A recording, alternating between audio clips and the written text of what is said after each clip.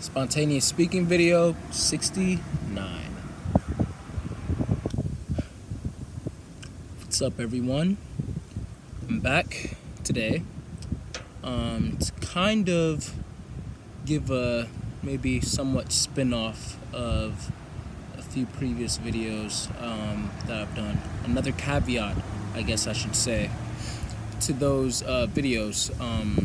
The special treatment for attractive people video, and I apologize for the wind and the occasional cars that'll be blowing past. I just didn't feel like being inside, to be honest.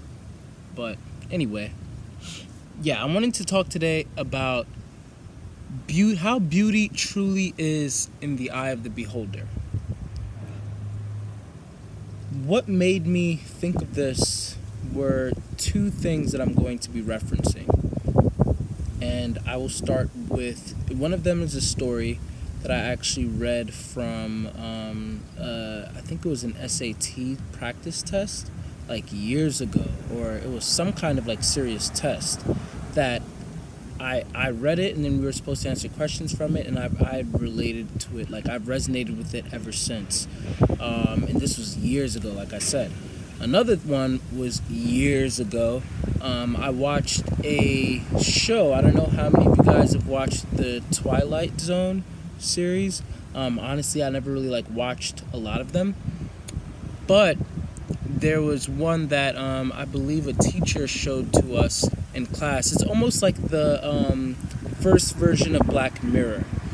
And so there was one that the teacher showed to us in class, and when we watched that one forever stuck with me as well. And recently, I've always periodically thought back to these two articles, literature, whatever you want to call it, concepts. But recently I've been thinking about these things a lot. And I discussed with a few friends of mine, and afterwards I was just like, you know what? I think I want to make a video out of this. And I wanted to find these things, and I was able to find them pretty quickly. So I'm already providing the links in the description for you, those of you who want to go check it out. It's like I said, it's just two references, but I'm gonna start off with the video. So if you guys don't want any spoilers, then I suggest you take this moment right now to pause it. Go click the links in the description. They're not really that long. The episode, I believe, was maybe 15 to 20 minutes, and then the article was probably a 5-minute read. So you guys can go and check that out, and then come back and join in on the discussion. But for those of you who don't really mind to just hear about it a little bit more, here I go. So the first one actually was called "Beauty is in the Eye of the Beholder," and that was from the Twilight series. And essentially, what happened was the episode starts off with a woman, and she has bandages wrapped all around her face. We can't see her face clearly, but we also cannot see the doctor's face who she's speaking to, and the other doctors who are working in the hospital.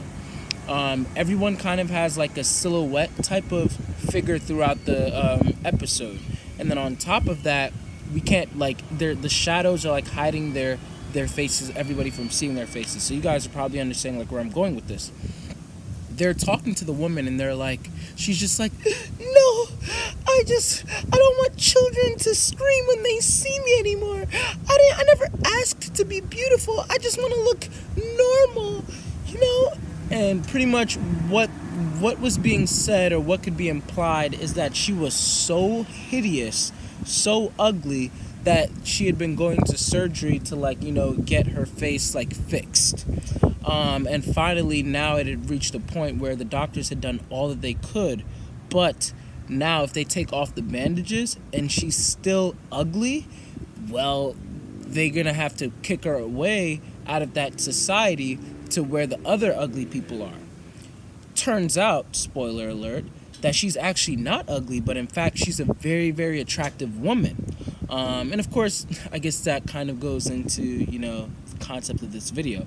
Attractive is relative, some of y'all might look at her and be like, I don't think that she's attractive. But generally speaking, how we see people to be attractive, like, we have like a general sense of what attractive is. We have a general sense of what facially challenged may be, or attractively disabled may be, which are all euphemisms for just not the best looking light bulb on the Christmas tree.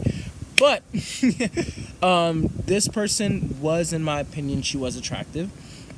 And everyone in the hospital, all of the doctors, they were the ones who were ugly. But in this society, because they were the majority, their faces were what was seen as normal, and her face was seen as abnormal.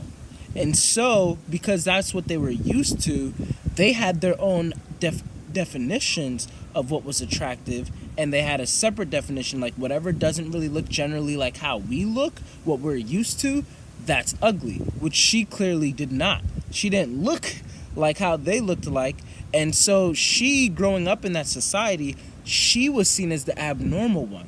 She was seen as like almost like the ugly duckling, who actually was a swan, and so things like that, like that's kind of like the story. And once again, you should go watch the episode.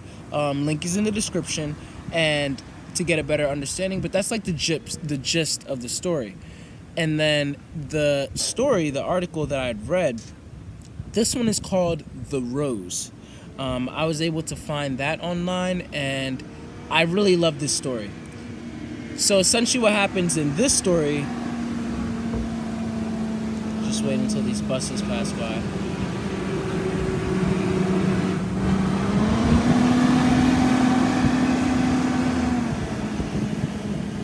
Okay, so essentially what happened in this story was that there was a man who was perusing through a library, and he finds a book.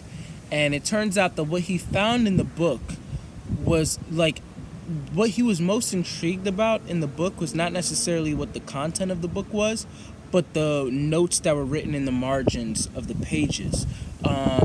And so this was like way back when. So I guess this was not as creepy back then as it would be right now. But he saw the name of the owner in the book, and then he found her phone number in the phone book address or something like that. No, it wasn't her phone number. It was something like he found her address in the phone book or something, and he then he sent a letter to her address talking about how, like, hey, I have your old book, and I really love the things that you've written in there, and I'd love to discuss these concepts like even further. So they start to discuss, and they build a relationship and all of that, and they really start to like each other. He goes off to World War II, and from what I remember, when he goes off to World War II, then they continue to write letters back and forth, so they become like pen pals. And he asked her for some pics, not like that, but he asked her, he had no idea how this woman looked like, and in the same way, she also did not know how he looked like. But so when he asked for pictures of her, then she said, well, I don't think that I should send you pictures, because if you really like me, then it won't matter how I look like to you, because you like my mind, from what it seems like you're saying. So he's like, okay, fair. But they agreed after he had gotten off of duty to meet at Grand Central in New York. Woot woot. So the way that they were going to meet up was, she was supposed to be wearing a rose on her. They used some word that I was honestly not familiar with. I think I had even pronounced it wrong, and Jamila had to correct me.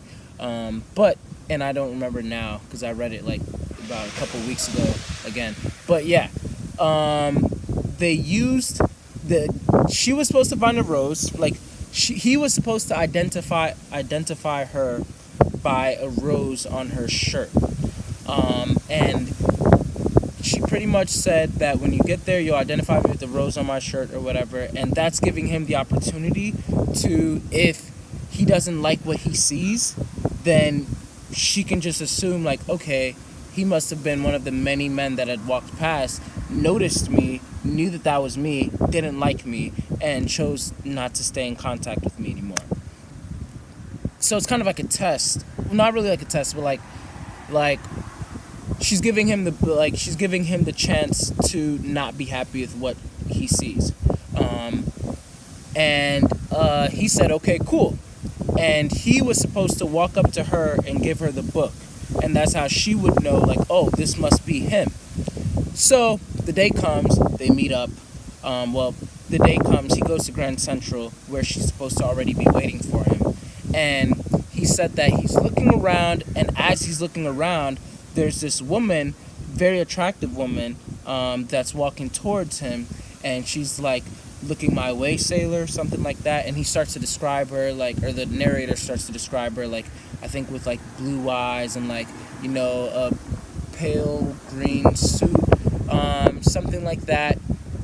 Pretty much she looked really nice. And he was like, you know, those, I imagine, like, you know, like those cartoon characters where like the heart's like beating out of the chest and everything, and he's like just mesmerized by this woman, almost forgetting about the woman that he had originally come for. But then he sees the woman that he had originally come for sitting at a distance, with the rose, and apparently she was a little bit thicker, not in the good way, according to what I was reading, but she was a little bit, like, you know, like heavy set, and older, like well into her 40s, from what I recall the article saying. And he is now conflicted, like, crap, should I follow this woman who's clearly showing, like, you know, flirtatious tendencies, or like flirtatious remarks towards me, and just forget about the woman that I had originally come for? Or should I go to the woman who I had fallen in love with her mind already, but clearly she's not all that attractive to me, and she's actually a little bit older than I expected?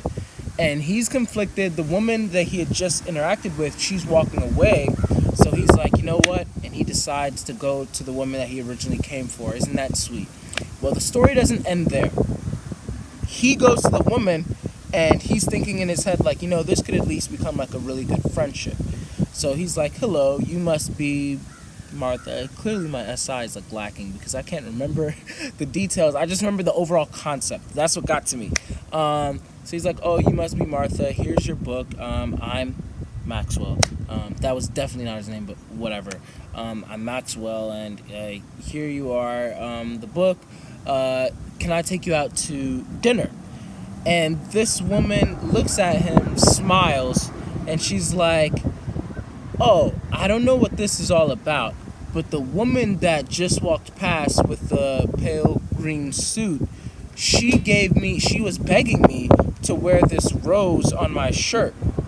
And she said that if a man came to me presenting himself or whatever, that I should tell the man that he should meet her at the back of the restaurant across the street.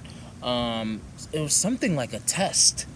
And pretty much that's where the story ends, and you guys can get the concept from there. What the concept was that she was testing him, clearly, to see, like, okay, clearly you are in love with my mind, but how deeply are you in love with my mind to not let whatever the outside may be dissuade you from that? And to his luck, she actually was attractive, according to his to what he perceived. But he was able to pass the test because even though she was attractive, he still went after the girl that he thought she was, because he wanted her mind that much more. So now that I've explained both of these references, time to just drive it home. My question from there was, I was very intrigued with how we see attractiveness, and I continue to be intrigued with how we see attractiveness. We have this general view of like, oh, having certain colored eyes, or certain type of nose, maybe like fuller lips, certain teeth, certain hair, size of maybe like boobs, or six pack, or like all of these different things, like tall, muscular, dark, lighter, all of these different things. And it's just interesting to me because as I was like thinking, like as I was like watching these things, I was like, man. And once again, it goes back to like previous videos that I've done, and it just continues to remind me, like, I wish that we could find a way to fall in love with the person's persona before we allow ourselves to fall in love with how they look. It's not a bad thing to like and be attracted to how someone looks, but how do we even come up with what is attractive? Who makes these rules? Is it due to the things that we're used to? Like, we're used to seeing this, so then that's what we go with? Is it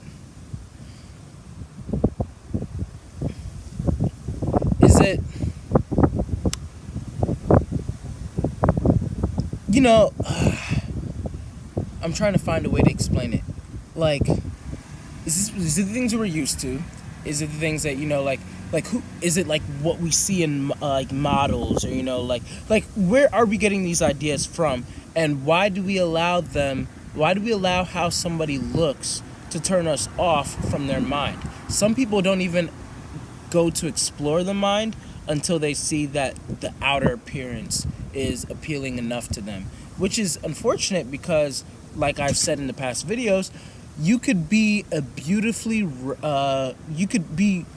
beautiful gift wrap, but then inside you'll have a whole bunch of lumps of coal, or feces, whatever. You could smell inside, while on the outside you have perfume and all of this, and when you open the box it's like, whoa.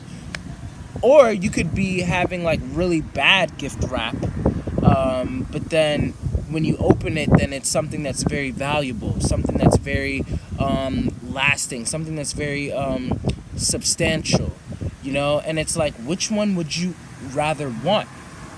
Would you rather want and it doesn't have to be that dichotomous, of course, too, because you could have someone who's very, very smart, very, very sharp, very, very intellectual, but then also very attractive as well. I know people like that. But then, just like I've said in other videos, you can't really help how you look. You can help how you dress, but you can't really help like other things, maybe your body type without surgery, or your face, whatever, things like that. So I think my whole point behind this video was, it was more of like a question, a discussion starter. When I watched Beauty's in the Eye of the Beholder, then these were the kind of questions that I was asking, like, wow, how do we define beauty? How much weight do we put on the physical attraction of others? Which isn't really bad, but then does it really cause an off balance to the weight that we put on their minds? I knew someone who had an anonymous account, and as I had gotten to know her, this was years ago, as I had gotten to know her, then I would say that I had like a slight attraction to her, kind of like the guy in the article. Our conversations flowed, everything just went well, and we had really great conversations, and I was really attracted to her mind, but I didn't know how she looked like, because she didn't have like pictures of herself. Finally, one day when we like added each other like on Facebook, then I was like, oh.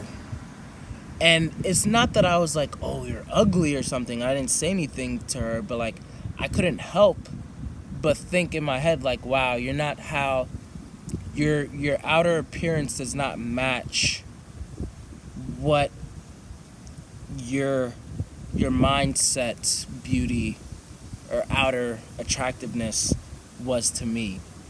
And that was really unfortunate for me. That was very unfortunate. Not like for me like, oh man, that's unfortunate, but it made me feel bad. That like, dang, I wish that I wasn't this shallow, you know? I wish that why am I like this? Why have I been able to talk to this person for months and nothing was romantic either? But it was just like, oh, you know, like, I really like your mind. I wasn't planning on, you know, getting with this person. I don't think the person was planning on getting with me. We just really enjoyed talking to each other. But then when I see the person's pictures, and I was like, oh, yeah, she doesn't look like how I thought that she would look like.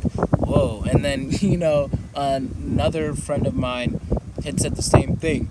And I was like, yeah, you know, like, I had the same experience. But I'm just wondering, like, why is it like that? And is there a way that we could even help that? Is there a way that we could work on that? Because it's not fair. It's not fair that, you know, this person looked that way. And who comes up with these rules? I don't know.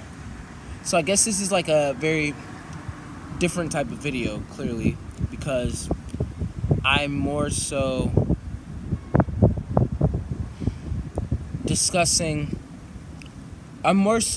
starting the discussion and not really like making like drawing like a conclusion from it, but more so just like giving you guys some things to think about, some things I'm pondering, and seeing what you guys think about it, you know, after you check out the articles that I posted. So, and check out the other videos that I've made on this too, and, you know, let me know what you guys think about it, because I guess I could wrap it up like this. It goes back to what Martin Luther King Jr. said, where, like, you know, he's hoping that he's hoping that people will be judged not by the color of their skin, but by the content of their character. And I'm hoping still, like, you know, I mean, clearly we still have the skin problem, which is really a sin problem if we're really going to get, like, you know, spiritual with that. But I also feel like we have that character problem too. Like, why can't we just judge people based off of their character, and allow the outer appearance to just be an addition to that, or if anything, just not take away from how we viewed them previously, but only be able to add on to how we viewed them previously. So what are you guys' thoughts? Thanks for watching. I want to hear everything that you guys have to say about it.